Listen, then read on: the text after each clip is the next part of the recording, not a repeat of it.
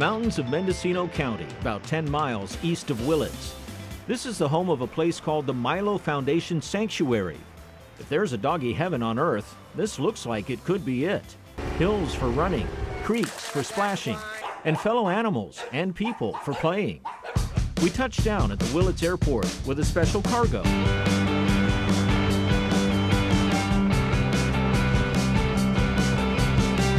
She's ready to go. Oh, yeah.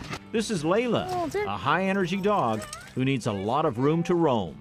Layla is a character. I mean, she came from Merced, from the shelter there, was facing euthanasia.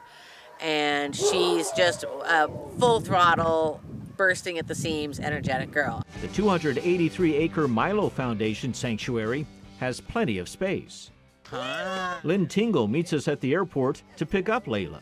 She founded the Milo Foundation in 1994. Yeah, we had our 25th anniversary last year, and we've rescued more than 35,000 animals and found them homes.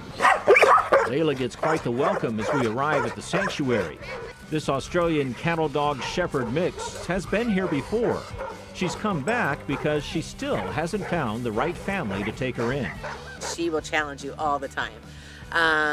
You know, she's just active, agile, and fun-loving, and really wants to have adventures in her life. This is not strictly a dog sanctuary. We passed by a couple of other Milo residents. Hi! You have some pretty big tusks there. They're so cute! Go ahead, Carol. No, I'm scared. We head to the stables that are being used as a kennel and find Phoebe, a playful little pit bull that is obsessed with her ball. You know, it's a challenge all the time, but it's also super rewarding. I mean, these animals that were going to be euthanized get every chance that they can to get adopted, and if they aren't adopted, they get to come here. And the thing about here is that the dogs can be dogs. They can be out with groups of dogs and playing and have space and be in a stress-free environment until we can get them a home. So they're not sitting in a kennel. Our tour continues on an ATV as we explore the 280 acres covered by oak and pine trees and manzanita. Nash leads the way, and Harvey takes up the rear. We end up at the wolf pen. Famous last words, honey. They won't bite. You go first. Okay. Mia there. Animals like these are often the victims of trendy movies and TV shows. Instead of Dalmatians or Chihuahuas, the new It dog is now a wolf hybrid, like the dogs that were seen in Game of Thrones. They're often abandoned once it's learned the reality of owning an exotic pet is far removed from the fantasy on the screen. That is where Lynn steps in. I do it because I love it. I mean, otherwise, you know, I'd really be a crazy person if I was doing this. We continue through the rolling hills and past the neighbor's marijuana farm and circle back to the cluster of buildings that make up the heart of the sanctuary. This is also where we find a colony of cats. It's dinner time. For the dogs and the cats that fail for some reason in their home or just aren't able to do the urban environment or, you know, have too much energy or they're afraid of strangers, they come here to the Milo Sanctuary. We stop and visit the horses and two of the sweetest donkeys you'll ever find. The horses here were all rescued from a kill lot in Texas, where basically the kill buyers go to horse auctions, livestock auctions, and they buy them all, usually pretty cheap. They're competitive, and they will outbid even people that want to, you know, save them. Adopt. Yeah. Right.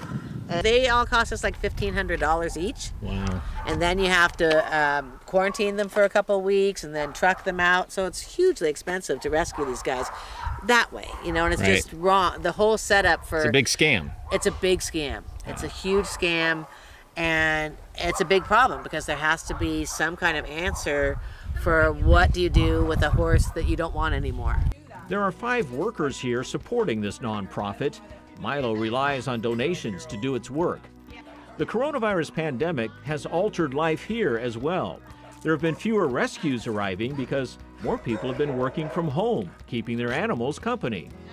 The thing that's the positive is that more people are looking to adopt. So we've had a lot of adoptions from the sanctuary, a lot of adoptions at our adoption center, which is, you know, being done by appointment. And so we've cleared out most of our, you know, readily adoptable animals from here at the Milo Sanctuary, which is wonderful. It's because people are just looking, and they're looking deeper and harder than ever before to find an animal to adopt, because it's a hard time right now. It's almost time to go, but we're going to take another dog back with us. You're going to take back Amos, who is a happy, easygoing, bent-legged, funny old guy. His person died.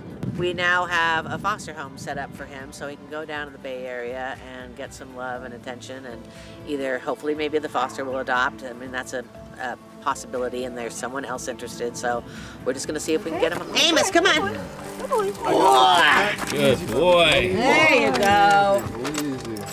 We say goodbye to Lynn, but we will be back. You know, we're hanging in there. We plan to be here for many decades to come.